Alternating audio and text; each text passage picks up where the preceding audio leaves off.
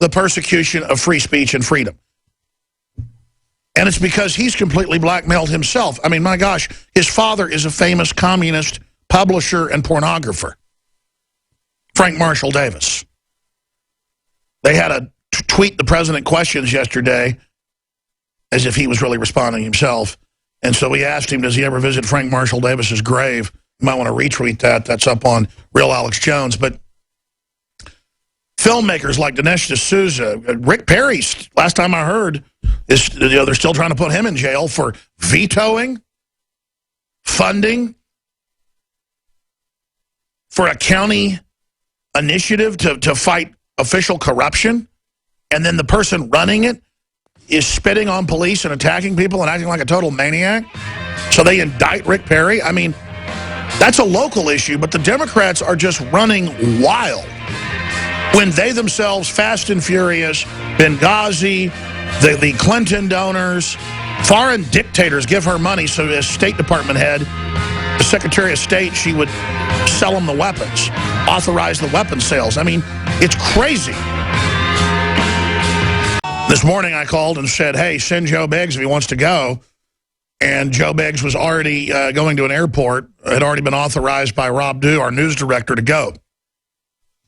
So I love the initiative of Joe Biggs. He'll be there covering that. Hundreds expected outside Phoenix Mosque at Muhammad cartoon contest. And there's former Marines and others that are in the CNN article saying he has no middle ground when it comes to Islam. His T-shirt pretty much says it all. F Islam. Rich Hemmer is the organizer of Friday's Freedom of Speech rally outside the Islamic Community Center in Phoenix. It's the mosque that Elton Simpson and Nader Sufi attended for a time. They're the men who drove from Arizona to Dallas suburb to shoot up the Prophet Muhammad cartoon contest there. Both were killed by police. Many Muslims consider demeaning depictions of Muhammad to be blasphemous and banned by Islamic law.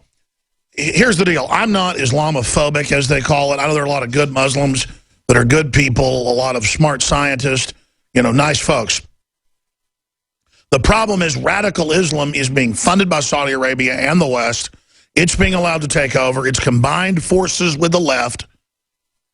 And it is just breeding. And whereas I don't want to be confrontational, at the same time, the First Amendment needs to be upheld. And they just want to have this multicultural takeover, and everybody just lays down to it. And people aren't going to lay down anymore. People are done. And so things are going to be escalating. That certainly is clear. Now, I want to shift gears out of that back into the Dennis Hastert situation. Then we're going to get into Julian Assange says TPP. We have the clip coming up of this. Only 5 of 29 sanctions are about traditional trade.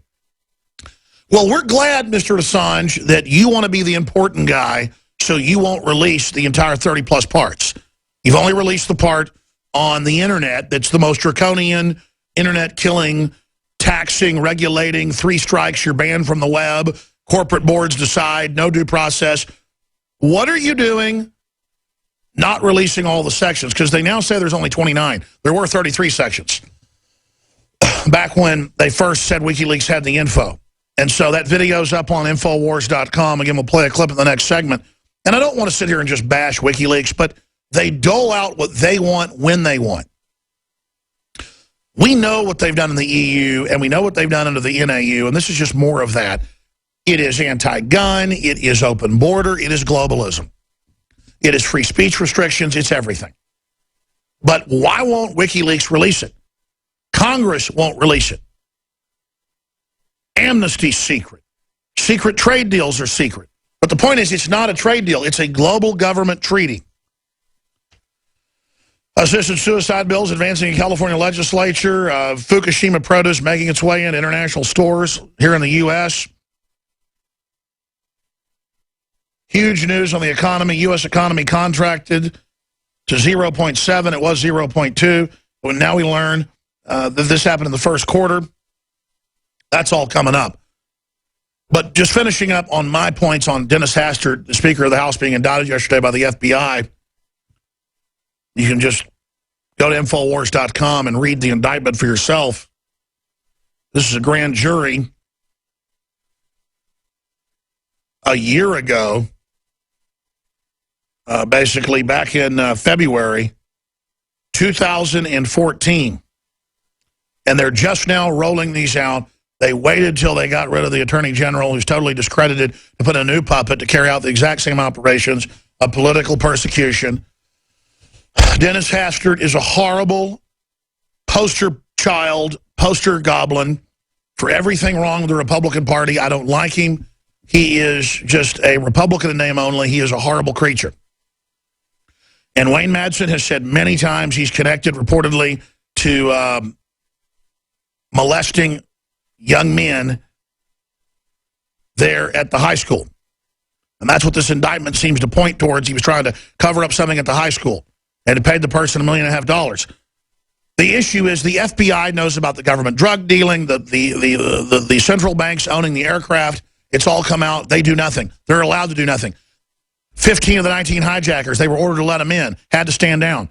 They wanted to bust them, couldn't. The point is the FBI is allowed to go after who the system wants them to go after. They don't go after the billionaires. They don't go after the globalists. They're burning politicians occasionally to send a message. You do what you're told, no matter how unpopular TPP is, no matter how unpopular all this garbage is. You go along with it, or we're going to put you under the jail. And this is how our country's captured and controlled. The FBI is so discredited, they have no business indicting. Undoubtedly a political action by the Democratic Party that is involved in a political reign of terror, going after journalists, whistleblowers, you name it. Though I have no doubt that where there's smoke, there's fire. Hastert's probably guilty. From the sources I have, it looks like they've got a pretty clear-cut case here, but I don't know Wayne Madsen's take on it yet. We're about to find out. Investigative journalist, former NSA officer Wayne Madsen, but he has said for a long time Hastert was totally compromised and that it was reportedly dealing with ties back to when he was a wrestling coach. No one else I'd ever heard say that. Madsen has incredible sources, has spent upwards of half a year off and on in Illinois investigating the whole crime syndicate there, so we'll talk to him for the news behind the news, the story behind the story, the rest of the story, as Paul Harvey would say in a moment. But first, a new intro promo that our own Jakari Jackson put together. I thought we'd premiere that here right now. In today's world, abortion supporters routinely attend pro-life rallies and attempt to bully activists.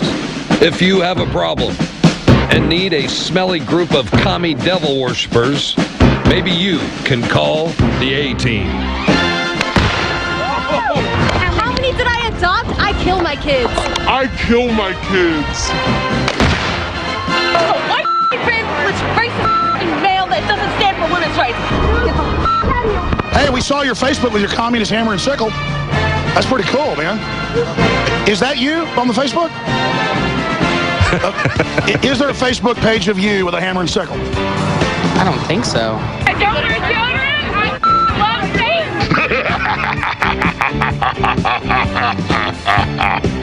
How do you get your abortions paid for?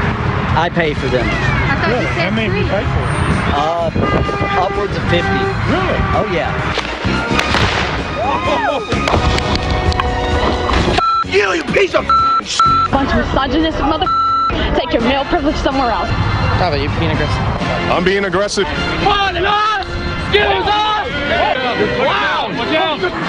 These, that's the guys that attack Alex Jones.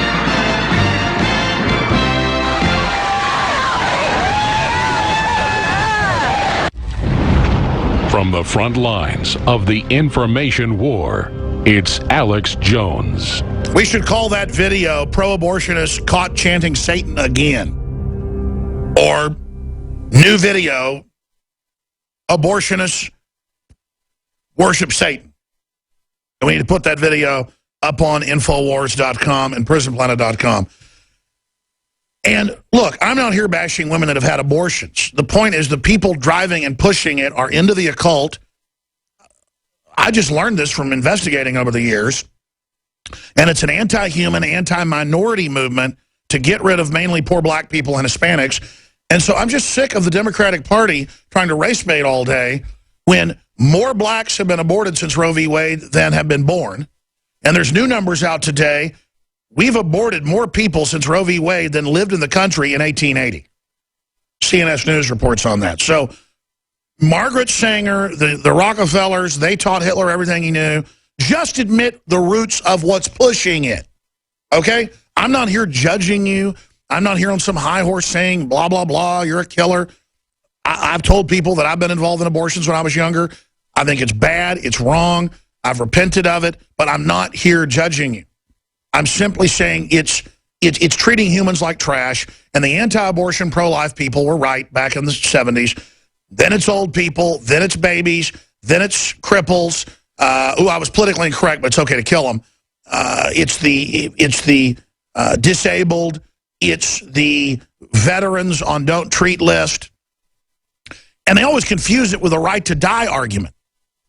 Sure, individuals, I think, have a right to die. The problem is you can't have the state involved in it because it'll become euthanasia, and it is euthanasia now where the state decides to kill you. See, it's where the agenda comes from. We're going to Wayne Madsen of WayneMadsenReport.com, best-selling author, probably one of the most dialed-in, connected people ever. In fact, I'm surprised he's alive.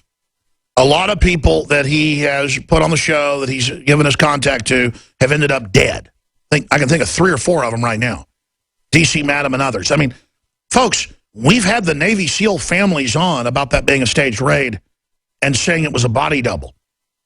Do you think it was fun meeting with people before they went public and knowing all this and being the first person to talk about it? Well, see, I love my peers. It feels so good to not be alone and to have people like Wayne Madsen. I'm not in competition. I wish there were 50,000 Wayne Madsens. I wish there was talk show hosts better than I am, better authors, better orators, better researchers. I want to win. I want to defeat this. I can feel the hair on the back of my neck standing up, folks. I got the feds following me around, contacting me, threatening me. I mean, it's not fun. But then I've got other feds that are good giving us information. There's a fight between good and evil in government, in corporations, in churches, in businesses, in our neighborhoods, and it's time for good people to stand up and say no. Now, Wayne Madsen will be with us 15 of the next hour, WayneMadsenReport.com, and I do not know his take, his view on all this yet. He's got a new report out, ISIS Made in the USA. We'll talk about that in the next hour with him. We'll talk to him about the Patriot Act renewal that they're trying to ram through when it expires Sunday. We'll cover it all with Wayne Madsen today. But Wayne Madsen, investigative journalist, formerly in the NSA, is the only person I ever heard say that Hastert's compromised. We have the interview. Somebody should go try to pull those up. He's just been on so much it's hard to find. When he, in his investigations into Illinois corruption, Blagojevich and the rest of it, said Hastert's the big one. We now learn a grand jury indicted him last February. They waited till now, and he joins us to give us his take on what's happening. We'll see if he agrees with my analysis, but I'll defer to him. He's the Hastert expert, former Speaker of the House, indicted yesterday by the Federal Bureau of Investigation. Wayne Madsen, what do you think's going on? Hi, Alex. Well, I reported on Hastert's so-called misconduct. Hold on just a moment. We're going to start over. I'm going to back up with you. We're going to refocus, reset in there, get everything going. Okay? We're going to go now to Wayne Madsen. Wayne, go ahead. Okay. On September 30th, 2006, I first reported on my website about this past misconduct of Dennis Hastert. Remember, he was Speaker of the House, third in line under presidential succession to the presidency. If I can just read this, because it's very interesting, this background of Hastert and how he got to his position. What I reported on September 30th, 2006, 9 years ago, congressional sources told me that Hastert, while working from 1964 to 1980 as a popular history government teacher and wrestling coach at Yorkville High School in Yorkville, Illinois, a suburb of Chicago, was the subject of persistent rumors about inappropriate contact with male members of his high school wrestling team. The culture of the times usually resulted in such alleged behavior being covered up by public and parochial school authorities. However, the rumors were enough for his Yorkville constituency to reject him when he ran for an open seat in the Illinois House of Representatives in 1980. However, Hastert lucked out when another sitting Republican House member